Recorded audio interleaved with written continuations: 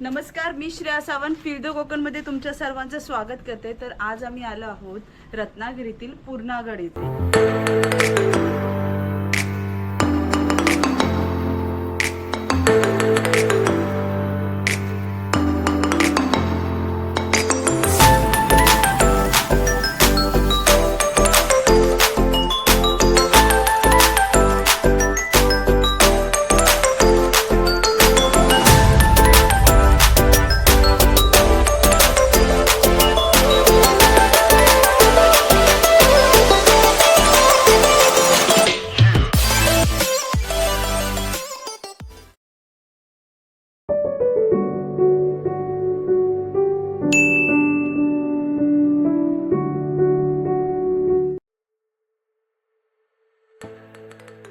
रत्नागिरीपासून सुमारे 25 किलोमीटर अंतरावर मुचकुंदी नदीच्या खाडीच्या मुखापाशी पूर्णगड किल्ला वसलेला आहे।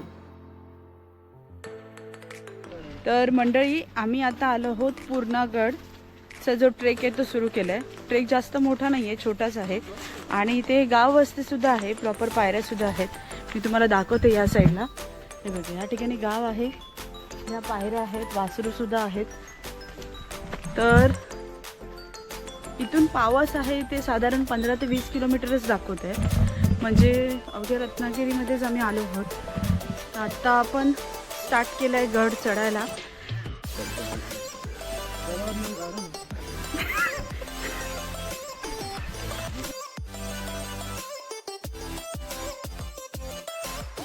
या किल्ल्याचे ऐतिहासिक महत्त्व म्हणजे रत्नागिरी आणि जैतापूर दरम्यान समुद्र किनाऱ्यावर टेहळणी गडी म्हणून हा किल्ला उभारण्यात आला। 2 एकर परिसरात पसरलेला हा आयताकृती गड मराठा आरमाराचे प्रमुख सरखेल कान्होजी आंग्रे यांनी 1725 मध्ये बांधला।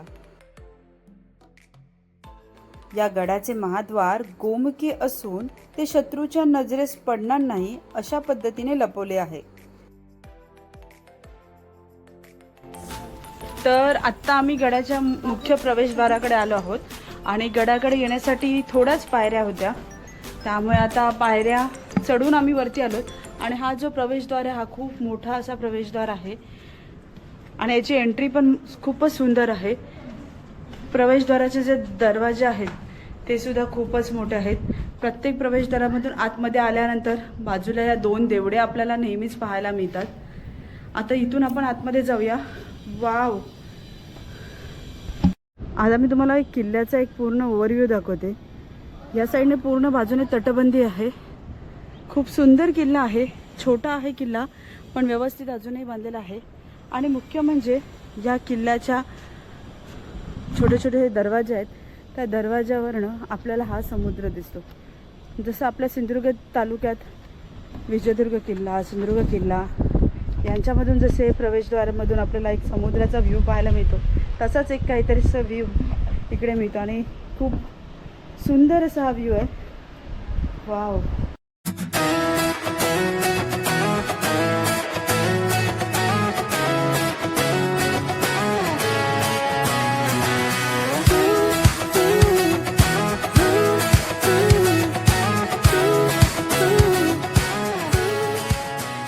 म्हणजे तुम्हाला एक अंदाज आलाच असेल, इकडे लाल भिंत दिसते आणि तिथे पुन्हा काळी भिंत दिसते, म्हणजे ही भिंत कोसळलेली होती पण त्याची डागडुजी केली आहे। त्यामुळे हा खूप चांगला किल्ला आहे, व्यवस्थित बांधला आहे, आपला इतिहास जपलेला आहे आणि याचा जो व्ह्यू आहे, वारा आहे, खूपच मस्त सुटला। इथे खूप लोक इथे आले आहेत, पर्यटनाचा आनंद घेत आहेत। किल्ल्याच्या बाजूने आपण एक प्रदक्षिणा मारूयाच। ह्या साईडने किल्ल्याची भिंत दिसते, तर या बाजूला हा अथांग पसरलेला समुद्र खूप सुंदर वाटतंय।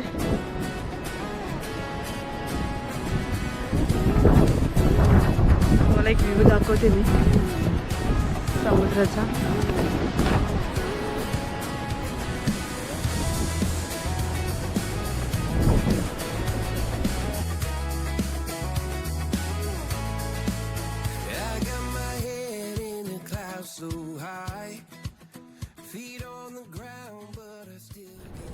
तर आता आम्ही आतमध्ये पूर्ण तटबंदी फिरलो, समुद्राचा सुंदर व्ह्यू बाजूने दिसला आम्हाला.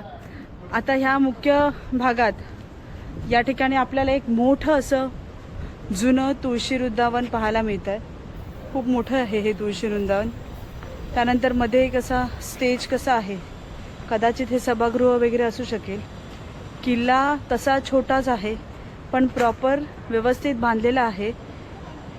किल्ल्याची डागडुजी चांगली केलेली आहे, कारण या ठिकाणी मगाशी जसं दाखवलं तसंच आताचा चिरा आणि नंतरचा चिरा यामधला फरक दिसतोय.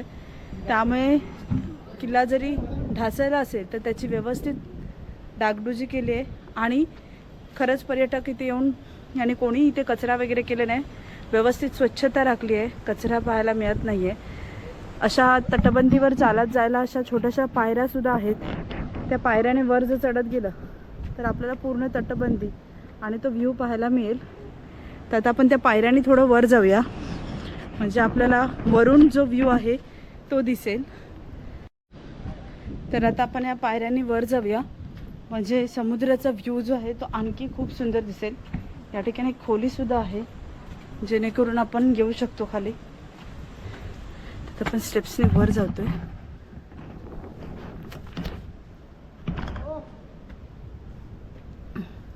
पूर्वीचे मावळे खूप उंच होते, त्यामुळे पायऱ्या बघा किती उंच आहेत.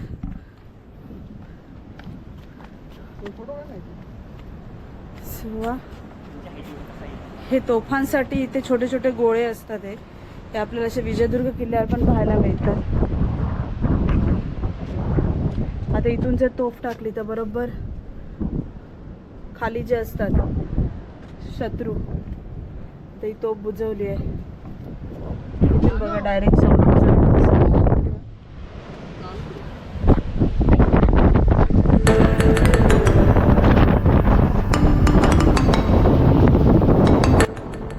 या गडाला पूर्णगड असे नाव का पडले, तर या लहानशा किल्ल्याचा आकार पूर्णविरामाच्या टिंबासारखा असल्यामुळे त्याला पूर्णगड हे नाव पडले.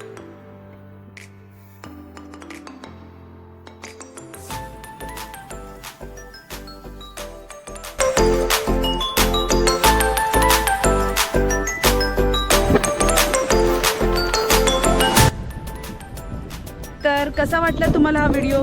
तुम्हाला आणखी असे छान छान व्हिडिओ पाहायचे असतील तर चॅनलला नक्की सबस्क्राईब करा. आणि राजापूरची ही सिरीज तुम्हाला कशी वाटली ते सुद्धा सांगा. अजून एक पॉईंट आम्ही करणार आहोत, तो पॉईंट तुम्हाला नेक्स्ट व्हिडिओमध्ये पाहायला मिळेल.